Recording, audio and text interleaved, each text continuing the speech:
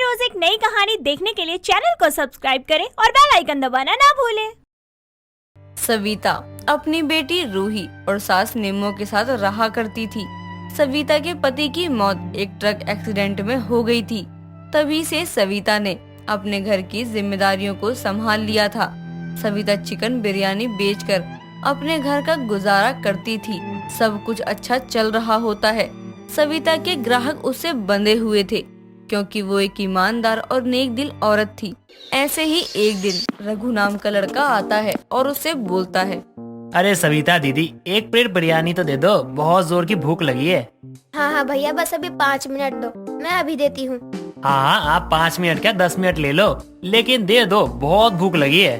थोड़ी देर में सविता रघु को बिरयानी की प्लेट दे देती है। बिरयानी खाते हुए रघु सविता से बोलता है, दीदी, आपके हाथ में तो सच में जादू है। मन करता है ना आपके हाथों की बिरयानी खाते रहूं। हाँ तो मना कौन करता है, खा लिया करो ना मेरे हाथों का खाना। वैसे भी तुम मेरे लिए लकी हो, तभी से मेरी बिक्री अच्छी होने लगती है। वैसे दीदी, आपकी बिटिया की पढ़ाई कैसे चल रही है? बस अच्छी चल रही है।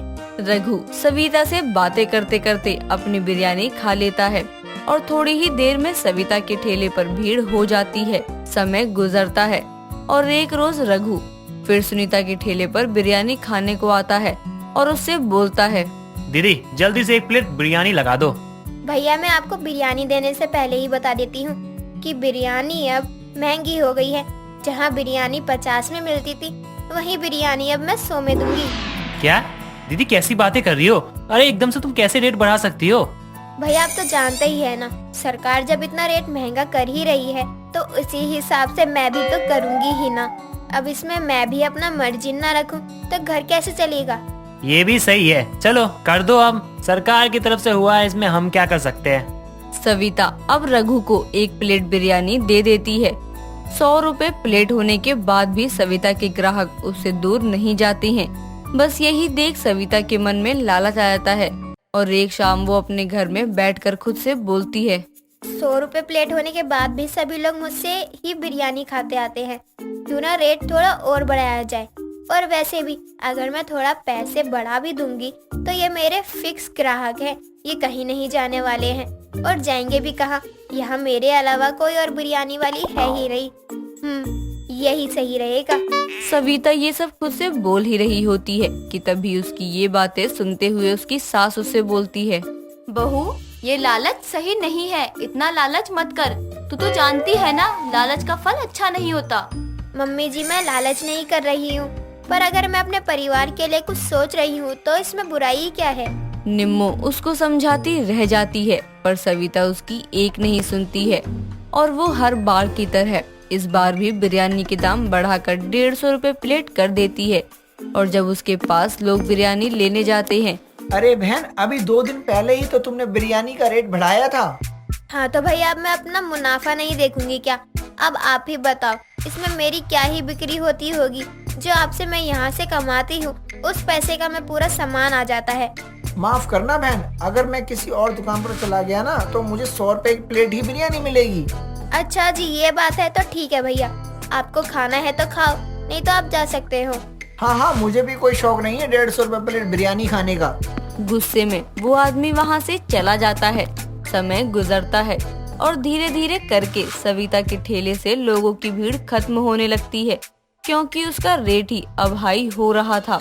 ऐसे ही कुछ दिनों बाद सविता के ठेले के ठीक सामने एक औरत वेज बिरयानी का ठेला खोलती है।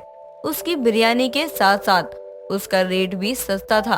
बस इसीलिए उसकी बिरयानी काफी बिकने लगी और सविता के ग्राहक भी उसके ही पास जाने लगे। उसको देख सविता खुद से बोलती है, जब से ये आई है तब से मेरा काम मंदा पड़ गया है, पर कोई बात नहीं, मैं भी सविता हूँ सविता। सबके कान काटने में मैं माहिर हूँ माहिर। सविता खुद से बातें करते हुए अपने ठेले के साथ अपने घर चली जाती है। घर जाने के बाद वो खुद की बिक्री को कैसे बढ़ाए, बस यही सोच रही थी। तभी उसके दिमाग में एक आइडिया आता है और वो अपनी सास निम्बो के पास जाकर उससे बोलती है, मम्मी जी, मैं क्या बोल रही थी कि मेरे ठेले के आगे एक वेज बिरयानी वाली आई है। उसने तो मेरे हाथ का पैसा ही छीन लिया, पर मैं सोच रही हूँ क्यों ना मैं उससे हाथ मिला लूं। बहू, एक बात बता, जब उसकी बिक्री इतनी अच्छी हो रही है तो वो तुझसे अपना हाथ मिलाकर अपना घाटा क्यों करवाएगी? मम्मी जी, मैं उसको ऑफर करूंगी कि हम दोनों एक छोटा सा होटल खोल लेते हैं पार्टनरशिप में। उसके बाद सारा काम वो करेगी और बस मैं बैठकर पैसे गिनूंगी। क्यों मम्मी जी, कैसा लगा आपको मैं आपकी बहू का ये आइडिया? एकदम फ्लॉप बहू, ऐसे किसी के साथ चीटिंग नहीं करनी चाहिए। भगवान सब देख रहा है। वो दोनों आपस में बात ही कर रहे थे, तभी सविता की बेटी रूही सविता के पास आती है और बोलती है, हाँ माँ, लालच करना अच्छी बात नहीं है। लालच का फल कभी अच्छा नहीं होता। मेरा बच्चा, लालच कौन कर रहा है? मम्मी तो बस आपके लिए ही कर रही है ना। रूही और निम्मो सविता को बहुत समझाने की कोशिश करती हैं, पर वो नहीं सुनती है। और अगले दिन सविता उस औरत के पास जाती है और उससे बोलती है, बहन, मैं क्या सोच रही थी कि तुम्हारी बिक्री काफी अच्छी चल रही है, साथ ही मेरी भी अच्छी चल रही थी, पर अभी चल नहीं रही है, इसलिए मैं सोच रही हूँ क्यों ना हम दोनों मिलकर एक होटल खोल लें। पर बहन, मेरे पास इतने पैसे नहीं है कि मैं कोई होटल खोल सकूं। अरे बहन, मैंने एक दुकान का पता करा है। उस दुकान में जो भी पैसे लगने हैं वो हम दोनों आधे आधे लगा देंगे और 2 काउंटर भी बनवाएंगे जिससे कोई गलतफहमी ना हो। सविता उसको खुद के साथ दुकान करने के लिए मना लेती है और वो औरत उसके साथ इस तरह से काम करने के लिए मान भी जाती है। लेकिन सविता को ये नहीं पता था कि जो चालाकी वो उसके साथ दिखाने वाली है वो चालाकी सविता के साथ ही हो जाएगी, क्योंकि सविता पढ़ी लिखी नहीं थी। बस इसीलिए वो औरत उससे बोलती है, मैं क्या कह रही थी सविता बहन, कि जब तक मैं इधर कागजात के काम संभाल रही हूँ तो क्यों ना तब तक तुम अपनी बिरयानी ही बेच लो। अगर इसी तरह से हम दोनों एक ही काम में लगे रहे तो हम दोनों का ही नुकसान होगा। अब सविता उस औरत की बात में आ जाती है। ऐसे ही शाम को जब सविता खुद अपनी दुकान पर जाती है तो वो वहाँ देखती है कि वो औरत अकेले ही दुकान पर राज कर रही है और अपनी वेज बिरयानी बेच रही है। अरे भाई, तुमने दुकान का उद्घाटन कब कर दिया? तुम तो कागजात के सारे काम कर रही थी ना, तो यहाँ उद्घाटन करके, और उससे भी बड़ी बात, तुमने यहाँ सिर्फ एक काउंटर क्यों रखा है? हम दोनों तो पार्टनर्स हैं ना, और दुकान खोलने का आइडिया भी मेरा ही था ना, भूलो मत। इसमें जितने पैसे तुम्हारे लगे हैं ना, उतने ही पैसे मेरे भी लगे हैं। कैसे पैसे? और कौन हो तुम? मैं अपनी दुकान का उद्घाटन करूँ ना करूँ, तुम होती कौन हो मुझे बोलने वाली? ये क्या बोल रही हो तुम? ये दुकान हम दोनों की है ना। अरे भाई, ये दुकान मेरी है, देखो ये कागजात। और खबरदार, अगर तुमने दोबारा मेरी दुकान को अपनी कहा तो, अगर तुमने दोबारा ऐसा करने की सोची ना तो कसम से मैं पुलिस को बुला लूंगी। अगर तुम्हें यहाँ काम करना है तो मुझे बोलो, मैं तुम्हें यहाँ पर तनख्वाह पर रख लूंगी, लेकिन यूँ इस तरह मेरी दुकान को अपना बोलने का दावा मत करो, समझी? निकलो अब यहाँ से। सविता समझ जाती है कि उस औरत ने उसके साथ धोखा किया है और इस तरह अब सविता को अक्ल भी आ जाती है कि लालच करना कितनी बुरी बला है। बेचारी सविता अब अपनी आंखों में आंसू लिए अपने घर जाती है और अपनी सास को सारी बात बता देती है। ये जानने के बाद कि सविता के साथ धोखा हो गया, निम्मो उसको समझाते हुए बोलती है, बहू, मैंने तुझे कहा था ना कि लालच सही नहीं है, पर तूने मेरी एक नहीं सुनी और करती रही अपनी मनमानी। देख अब क्या हो गया। मम्मी जी, गलती हो गई, माफ कर दो।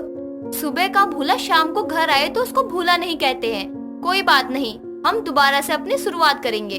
अपनी सास की बात से सहमत होकर सविता एक बार फिर अपना सब कुछ नए सिरे से शुरू करती है और एक बार फिर उसकी दुकान पहले जैसी चलने लगती है। नंदनी बेड पर बैठकर अपने सारे नेल पेंट्स को एक बॉक्स में रख रही होती है कि तभी वहाँ पर उसकी ननंद मोहिनी आकर उससे कहती है, भाभी, आपके पास तो नेल पेंट के बहुत अच्छे अच्छे कलेक्शन है। हाँ दीदी, मुझे नेल पेंट का बहुत शौक है। भाभी, ये वाला बहुत अच्छा है, क्या मैं ले लूं? दीदी, इसमें पूछने वाली क्या बात है? मेरा जो कुछ भी है वो आप ही का तो है, आपका जो मन करे वो ले लो। क्योंकि हम नंद भाभी नहीं बल्कि बहनें हैं। हाँ दीदी। ऐसे ही एक दिन नंदनी मार्केट सब्जी लेने के लिए जाती है और उसे घर आने में देर हो जाती है। ऐसे में मोहिनी बहुत परेशान होती है, साथ ही अपनी माँ कोमल से कहती है, माँ, भाभी कहाँ रह गई? अब तक आई क्यों नहीं? अरे आ रही होगी और उसकी ज्यादा चिंता करने की जरूरत नहीं है। और अगर तुझे चिंता करनी है ना तो मेरी कर, तेरी माँ भी जिंदा है।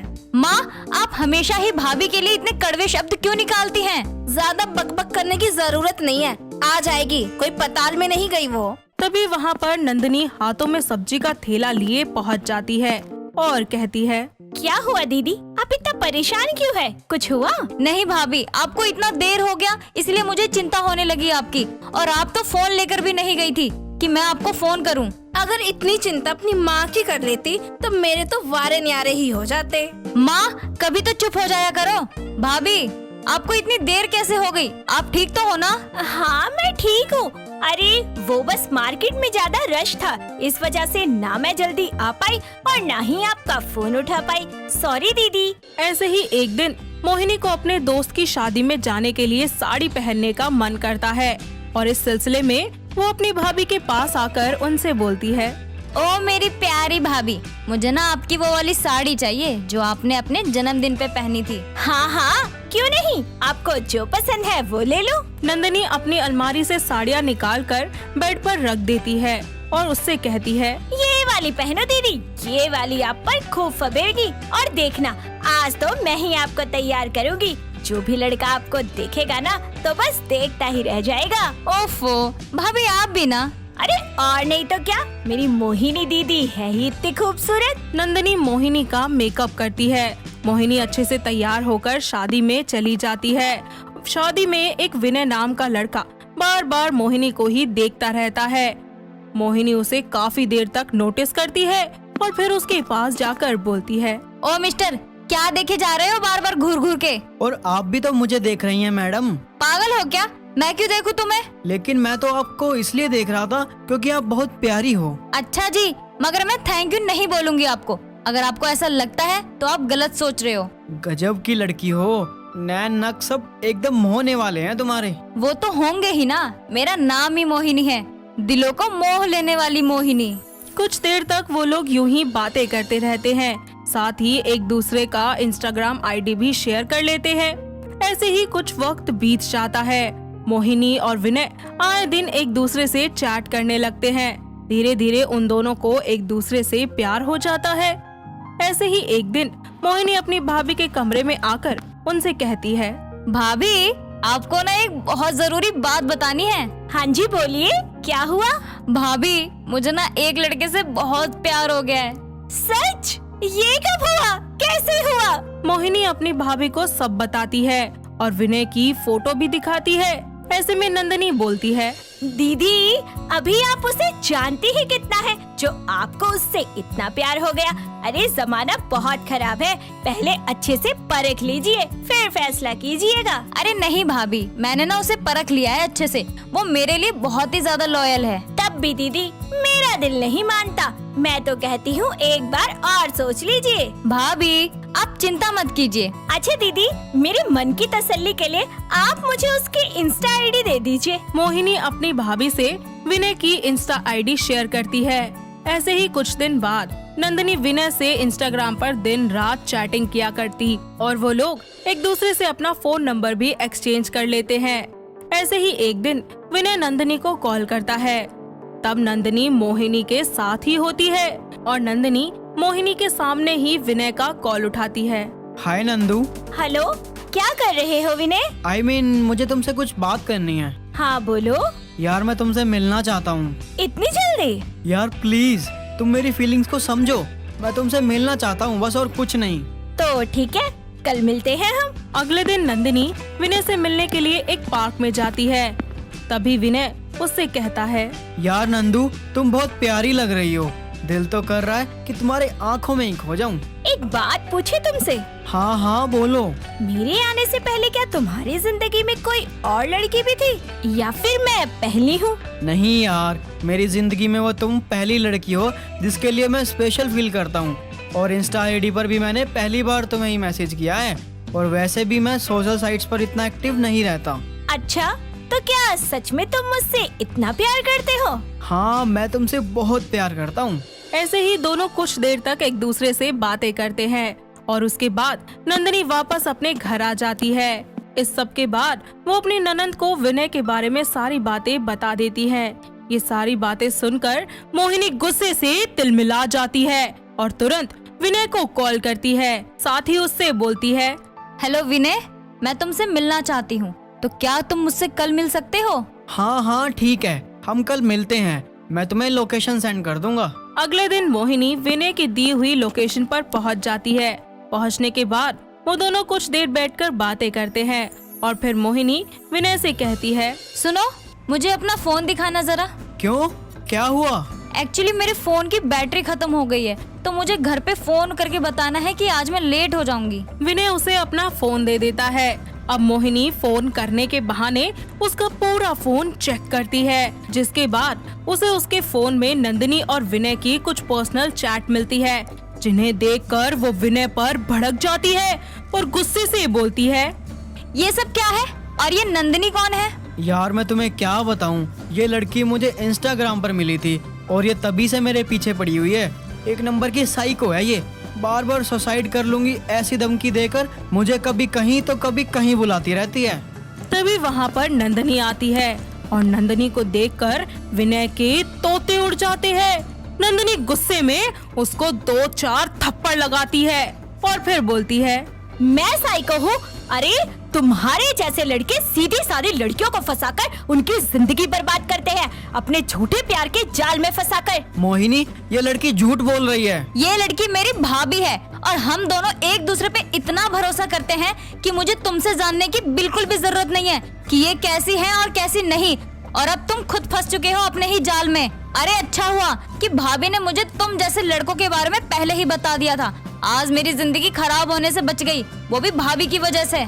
इस तरह ननंद भाभी की सूझबूझ और ननंद भाभी की एकता से मोहिनी की जिंदगी बर्बाद होने से हमेशा हमेशा के लिए बच जाती है और एक बार फिर से मोहिनी और नंदिनी एक दूसरे के साथ खुशी खुशी रहने लगती हैं। दोस्तों, अगर आपको ये कहानी पसंद आई तो इसे लाइक करें, शेयर करें और कमेंट करके बताएं कि कहानी में आपको सबसे अच्छा क्या लगा।